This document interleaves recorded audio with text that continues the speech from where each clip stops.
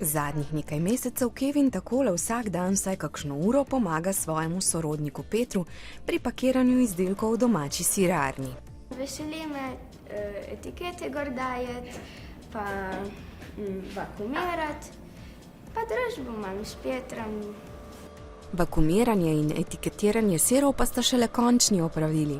Izdelava sira je dolgotrajen proces, ključna sestavina pa je kakovostno domače mleko. To mleko je iz te okolice, bolj bio je pa, če iz drugih držav nikoli ne veš, kaj je noter. Mleko je najprej treba segreti na 65 stopinj Celzija.